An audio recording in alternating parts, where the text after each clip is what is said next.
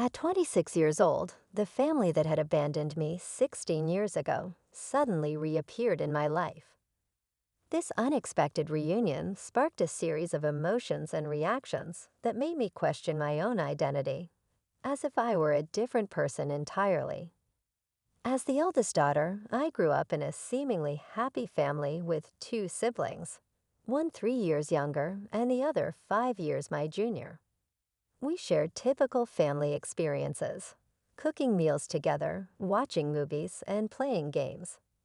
We were close-knit until my father lost his job when I was 9. Blamed for things he hadn't done, he was unfairly dismissed, leaving my mother, who was working in a school, struggling to provide for us all. They decided it would be best if I lived with my grandparents until they were back on their feet. Initially, the idea seemed reasonable, and I embraced the change. That summer, I stayed in my grandparents' farm, caring for animals and enjoying the countryside. Little did I know this temporary separation would turn into a lifelong ordeal. When school was set to resume, my parents assured me they were working on arranging a new home. I stayed a few extra days with my grandparents, waiting for their call. However, the promised days turned into weeks and weeks into months. Every attempt to contact my parents was met with unanswered calls and empty promises. I grew frustrated and desperate for answers. I asked my grandparents if they knew anything, but they were as clueless as I was. Seeking help, I filed a missing persons report, but my grandparents dismissed it as mere drama, grounding me for my efforts. Feeling abandoned and betrayed, I pleaded with my grandparents to provide me with an education. They enrolled me in a local public school, but adjusting to the new environment took time. Despite the challenges, I focused on my studies, determined to escape my grandparents' farm and find my parents. The lack of concern from those around me intensified my resolve. Everything changed when I overheard a conversation between my grandmother and my mother on the phone. The hushed tones in the kitchen revealed the truth. My mother was alive. My hope was rekindled, but the mystery of my parents' disappearance only deepened, leaving me with more questions than ever before. We were discussing my progress in school and various aspects of my life, and hearing her voice stirred up a whirlwind of emotions within me. I couldn't contain my feelings, and before I could stop myself, I called out to her. The moment my voice reached the other end, silence fell.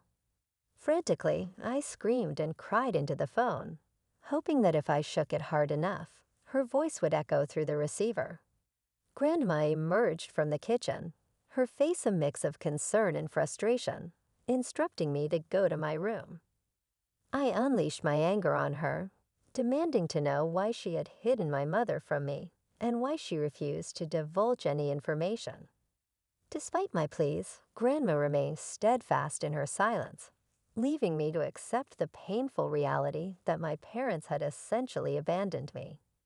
Shortly after that heartbreaking phone call, my grandparents sent me to live with a distant aunt, a 5-hour drive away from their farm. I often wondered why my parents had chosen to send me away, but I never received a satisfactory answer. My aunt, my mother's cousin, turned out to be a compassionate and understanding soul. She embraced me with open arms, and when I questioned her about my parents, she admitted she didn't have any answers. Her sincerity was palpable, and I chose to believe her. From the moment I moved in with my aunt at the age of 13, she became my rock. Whenever I struggled with my emotions, she was there to guide me, offering solace and understanding. She even encouraged me to seek therapy, a decision that initially left me hesitant, but eventually proved immensely beneficial. My aunt validated my feelings, something my grandparents had never done, and provided the support I desperately needed. By the time I finished high school, my aunt had become the most significant person in my life, filling the void left by my absent parents. She supported me through my journey to becoming a veterinary doctor, following in her footsteps. At 21, I approached her with adoption papers, wanting her to be my legal parent. With her wholehearted agreement, I finally found the stability and love I had craved for so long. Having completed my degree, I now work as an intern in a hospital, striving to gain valuable experience. My career path has led me to move into a new apartment away from the familiarity of my aunt's home. Despite the physical distance, I still visit her whenever I can. 2 days ago, on my day off, I was relaxing at home when the doorbell rang. Anticipating a delivery, I opened the door only to find my estranged family standing there. My mom, dad, and youngest brother. They appeared both unfamiliar and yet hauntingly recognizable. Stunned into silence, I couldn't find the words to express my emotions. They handed me an envelope containing a letter from my grandparents. According to the letter, I had allegedly run away from their home, refusing to maintain contact and causing them immense emotional distress. They demanded I pay for my brother's education, leveraging my newfound status as a doctor and threatening legal action if I refused. The situation made no sense to me. How could I be blamed for running away when I had been sent away by my grandparents? Why should I be financially responsible for my brother's education when I had no say in the matter? The demands felt unjust, leaving me bewildered and conflicted about how to respond. Why should I care about people who abandoned me for 16 years? With a head full of unanswered questions, I staunchly refused to help them, insisting they leave my premises. When they persisted, I called the cops. They claimed to be my parents, but I stood my ground, stating that legally I was my aunt's daughter and provided her name. The authorities contacted her, and she confirmed my status, resulting in my family receiving a warning about trespassing and harassment. Since then, I've been bombarded with hurtful messages on social media from accounts owned by my family, labeling me as heartless. I confided in my aunt about everything, and although she understood my actions, she questioned whether I did the right thing. In the midst of this turmoil, my parents showed up at my workplace, causing a scene. Hospital security intervened, calling the police and escorting them off the premises. I couldn't fathom why my family, absent for so long, suddenly wanted to be a part of my life. The emotional toll weighed heavily on me. My therapist suggested talking to them, but I resisted. Eventually, I agreed to meet them in the presence of my aunt. Their explanation was disheartening. They sent me to my grandparents due to financial struggles, thinking it would be easier with one less mouth to feed. When circumstances improved, they couldn't afford to bring me back. Now, with their savings depleted, they wanted me to support them and pay for my brother's needs. They admitted fabricating the threat of legal action, hoping to guilt me into compliance. Each word shattered my heart, but I stood firm. I reminded them of my legal detachment and threatened legal action if they ever bothered me again at home or work. Despite their pleas for forgiveness, I walked away, my heart hardened against them. My therapist suggested I might be struggling to empathize, but the truth was I felt nothing for them. If I could, I'd erase them from my memory without a second thought. Since my last update, my family has ceased reaching out to me. On the other hand, I have completed my internship, and I am considering another residency program before I sit for the NAVLE. I hold on to hope that my future will be all right. Sometimes I won't deny it. I wish I had a better relationship with my parents. Nevertheless, I am content with having my aunt as my sole parent. She proves to be a far superior mother than the other one. I know they abandoned you, lied to you, and left you with your grandparents. You owe them nothing. You are only giving them what they gave you. They abandoned you. I don't understand why they thought you wouldn't do the same. My sister-in-law, a 26-year-old woman, and I, a 29-year-old woman, have always had a complicated relationship. I thought she had matured enough to leave me alone, but apparently, she couldn't resist causing drama. Our issues started when I began dating my husband. We met while he was helping her move. We struck up a conversation at a local bar and have been together ever since. Despite her happiness, my sister-in-law never liked me. She once told me her brother never gets serious with anyone, so I shouldn't get my hopes up. I mentally prepared for heartbreak, even though I really liked her brother. However, 6 years later, we are still going strong, and he is undoubtedly my favorite person in the world. The rest of his family, including my mother-in-law, father-in-law, and every other family member I've met, have been nothing but nice to me. So it baffles me why my sister-in-law seems to hate me so much. 2 years ago, during our wedding, she created a huge fuss. I didn't want her as my bridesmaid due to her consistent cold and condescending behavior toward me. However, she threw a tantrum and tried to emotionally manipulate my husband against me. To avoid more drama, I made her a bridesmaid, yet she showed up in a white floral dress, angering everyone. My in-laws forced her to change, threatening to exclude her from family events if she didn't comply. She apologized afterward, and I thought she had moved past her immature behavior. Clearly, I was wrong. Things took a turn when I found out I was pregnant with my first child.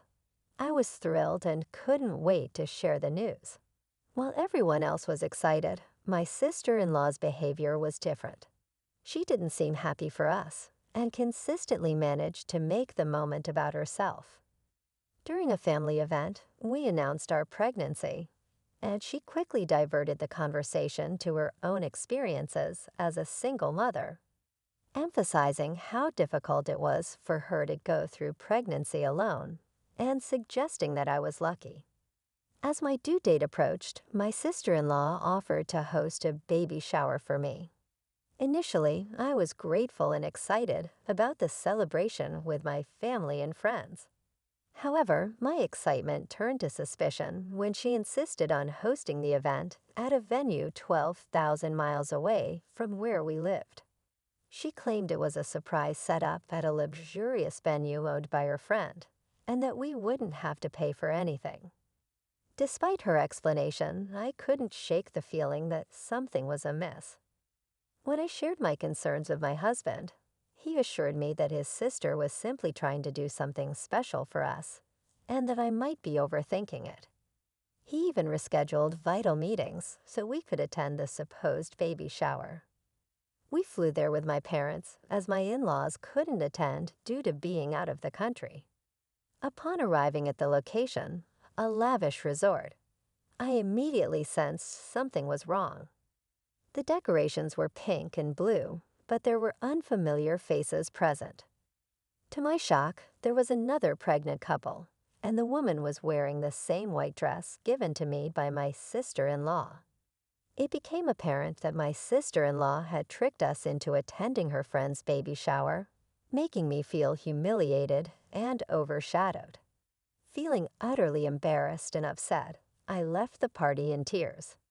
Once I understood the situation, my husband confronted his sister, leading to her making excuses and attempting to deflect blame. He informed his parents, who were equally shocked and angry. In response to her behavior, they decided to cut her off financially. They had been supporting her financially for years, but after her actions, they withdrew their financial aid and decided she should fend for herself. They even warned her not to show up until she learned to act responsibly. Although my sister-in-law blames me for her misfortune, I maintain that I didn't ask my in-laws to take any action. This was entirely her own doing. While she tries to manipulate me, portraying herself as a single mom, I can't help but believe she deserves the consequences of her actions. Despite her attempts to guilt-trip me, I stand firm in my belief that she brought this upon herself. My sister-in-law is by no means destitute. She won't be left penniless with her son due to this situation.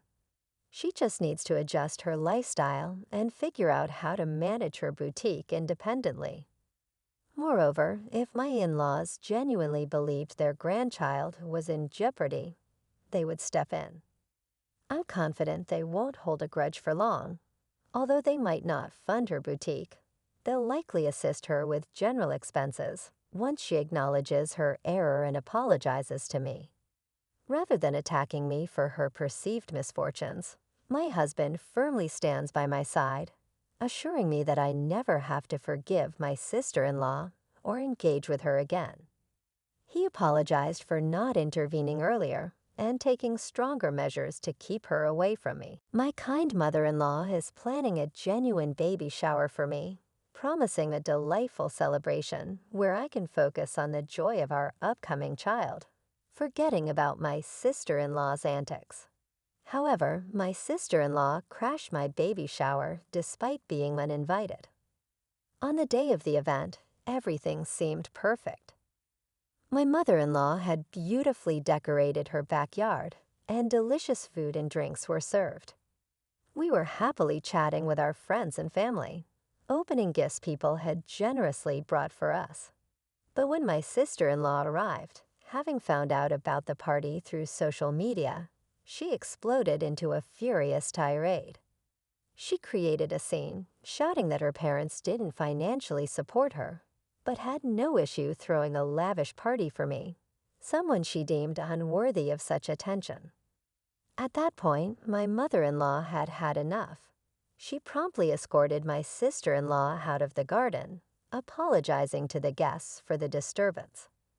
After the event, my in-laws apologized to me multiple times, suggesting I obtain a restraining order against my sister-in-law.